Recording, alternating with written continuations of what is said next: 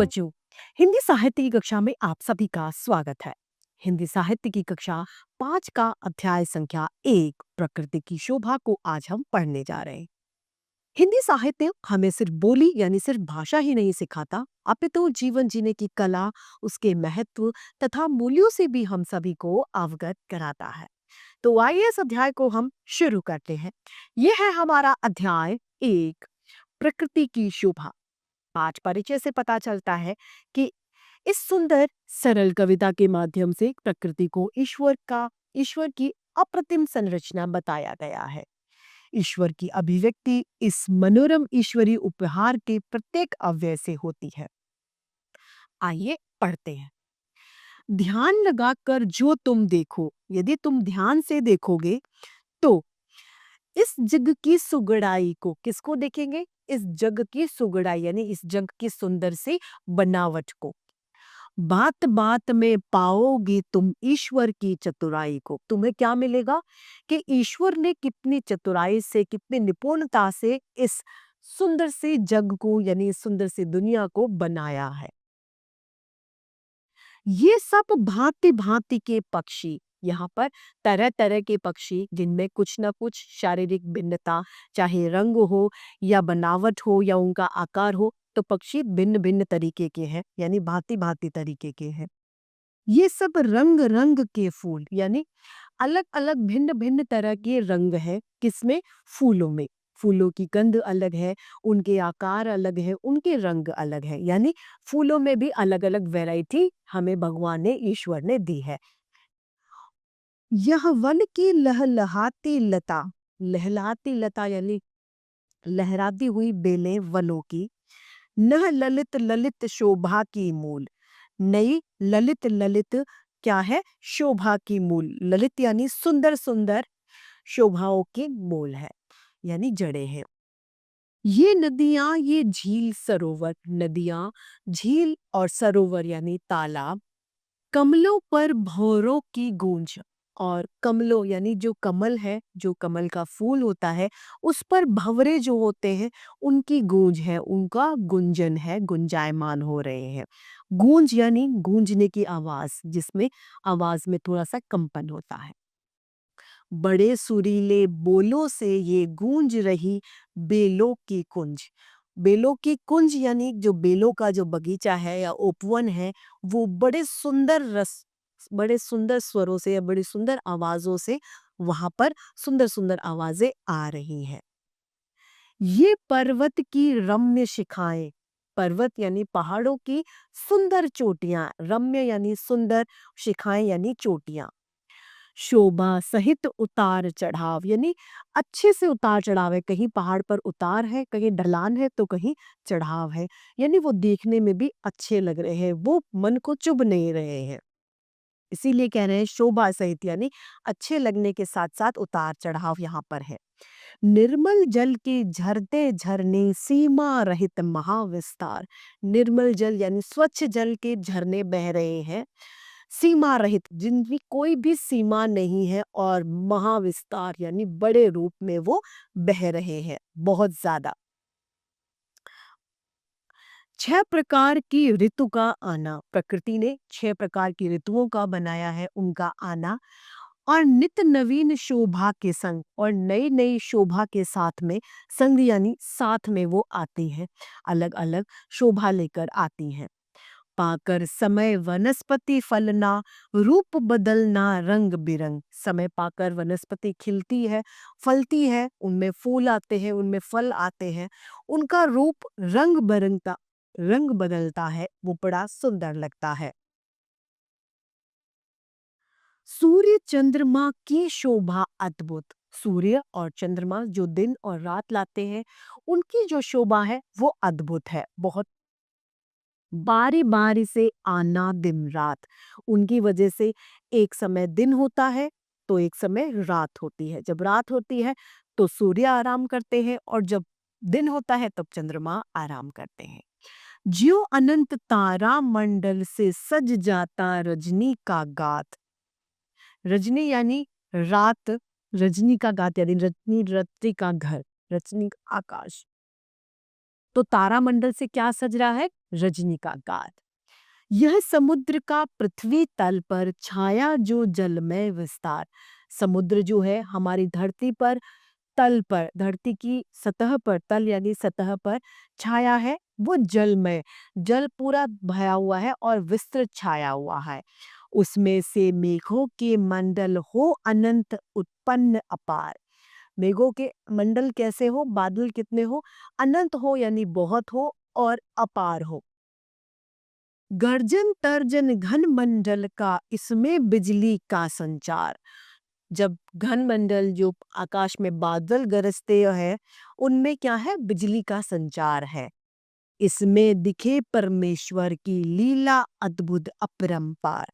और इस सुंदर से दृश्य में हमारे ईश्वर, हमारे जगदीश की जो लीला है वो अपरंपार हमें नजर आती है। यानी जो ईश्वर ने ये दुनिया, ये सृष्टि बनाई है उसमें तरह तरह की कलाकृतियों को शामिल किया है ताकि हमारी ये दुनिया सुंदर लगे, सभी को तरह तरह की चीजें देखने को मिले। उसे देखकर, प्रकृति को देखकर कभी भी किसी को बोरियत या कोई ऊब न जाए। आइए इस सुंदर सी कविता को एक बार फिर से एक साथ दोहरा लेते हैं। ध्यान लगाकर जो तुम देखो इस जग की सुगड़ाई को, बात बात में पाओगे तुम ईश्वर की चतुराई को। ये सब भांति भांति के पक्षी, ये सब रंग रंग के फूल, यह वन की लहलहाती लता, नह ललित ललित शोभा की मूल। ये नदियां, ये झील सरोवर, कमलों पर भंवरों की गूंज, बड़े सुरीले बोलों से ये गूंज रही बेलों की कुंज। ये पर्वत की रम्य शिखाएं, शोभा सहित उतार चढ़ाव, निर्मल जल के झरते झरने, सीमा रहित महाविस्तार। 6 प्रकार की ऋतु का आना, लित नवीन शोभा के संग, पाकर समय वनस्पति फलना, रूप बदलना, रूप बदलता रंग बिरंग।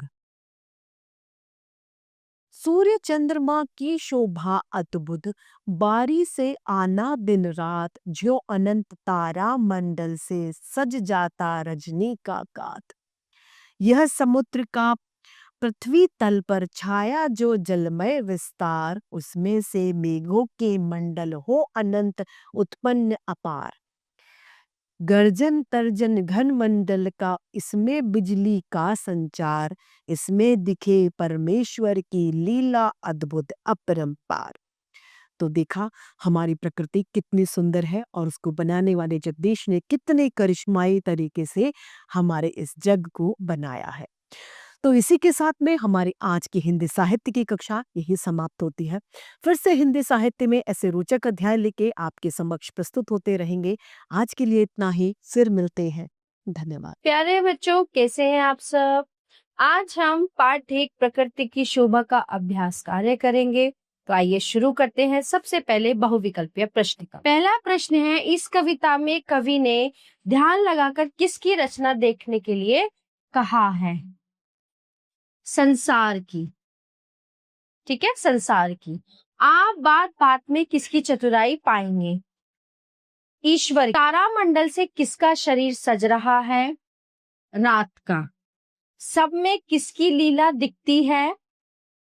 परमेश्वर। फिर आते हैं हम लिखित ज्ञान पर कि कविता की पंक्तियां पूरी कीजिए। रम्य शिखाएं, शोभा सहित चढ़ाव उतार। ये पर्वत की रम्य शिखाएं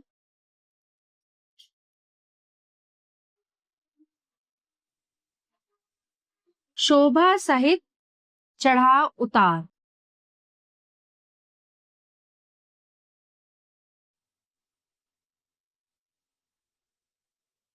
शोभा सहित चढ़ाव उतार, निर्मल जल के झरते झरने सीमा रहित। निर्मल जल के झरने झरते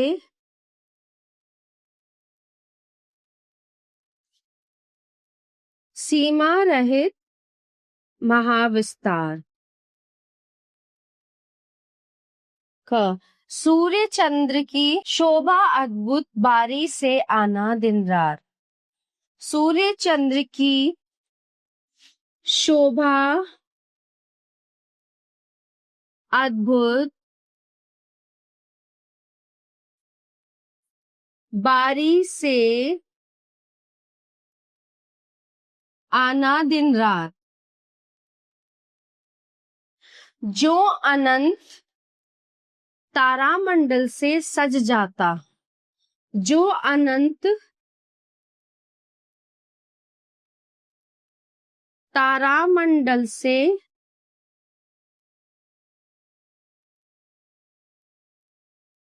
सज जाता रजनी का गात, यानी कि रात का। अगला प्रश्न है, नीचे दिए गई कविता की पंक्तियों का अर्थ लिखिए। ध्यान लगाकर जो तुम देखो इस जग की सुगढ़ाई को, बात बात में पाओगे तुम ईश्वर की चतुराई। तो कवि कहता है कि अगर तुम ध्यान से देखो, अगर तुम दिमाग लगाकर सोचो, तो देखोगे कि भगवान ने, प्रभु ने कितनी चतुराई से ये प्रकृति बनाई है ना। नदियां हमारी जरूरत के लिए, पानी, पेड़ पौधे हमें ऑक्सीजन देने के लिए, हवा, सूर्य प्रकाश देने के लिए, चंद्रमा हमें शीतलता प्रदान करने के लिए। तो जो भी प्रकृति है वो प्रभु ने, ईश्वर ने बड़ी चतुरता से बनाई है, और प्रभु ने ये सृष्टि बनाई है ना, हमारे लिए, हमें इस सृष्टि में बनाया है, और प्रकृति की जितनी भी चीजें हैं वो सब हमारे लिए बनाई हैं। ये नदियां, ये झील, सरोवर, कमलों पर भौरों की गूंज। ये नदियां हैं, ये झील, ये तालाब, और जो कमल के फूल पर भौरे गुनगुनाते हैं, और बड़े सुरीले से ये गाते हैं, गूंज रही बेलों की कुंज, यानी कि जो बेल हैं उनकी जो कुंज है, लताएं हैं, वो गूंज रही हैं। निम्न 3 प्रश्नों के उत्तर लिखिए। इस संसार की रचना में किसकी चतुराई के दर्शन होते हैं? ईश्वर की।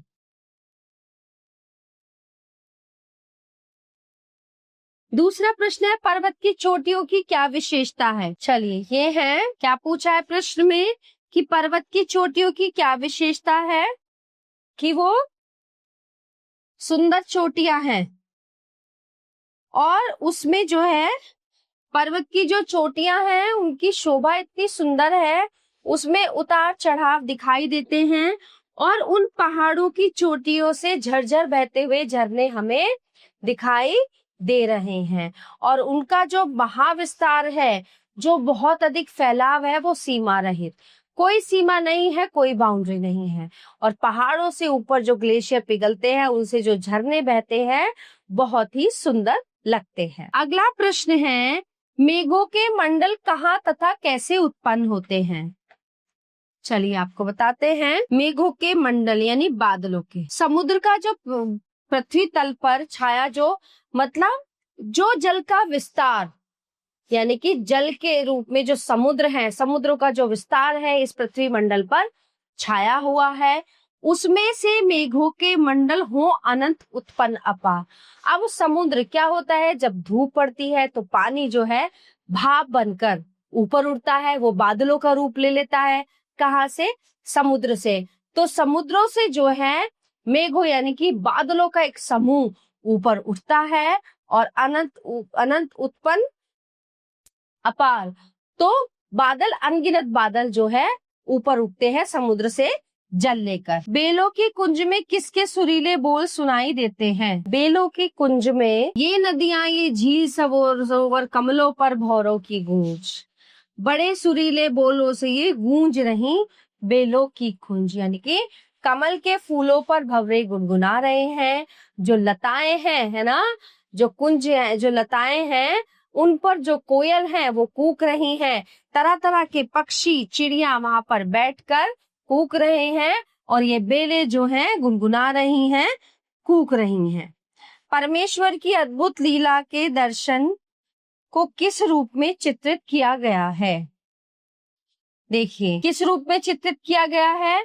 भांति भांति के पक्षी ईश्वर ने बनाए हैं, रंग बिरंगे फूल, है ना, और वन की जो लहलही लताएं हैं, बेलें हैं, और ललित ललित शोभा की मूल है। नदियां हैं, झील, तालाब ईश्वर ने बनाए हैं। ठीक है, ये ऊंचे ऊंचे पर्वत जो प्रभु ने बनाए हैं, ऋतुएं बनाई है, ऋतुओं का आना जाना, पहाड़ों से बहते झरझर झरने, तो ये सब किसकी देन है? ये सब परमेश्वर की देन है। ठीक है, और इस रूप में इन्हें चित्रित किया गया है। तो प्यारे बच्चों, ये अभ्यास कार्य यहीं पे समाप्त होता है। मिलते हैं अगली कक्षा में। धन्यवाद।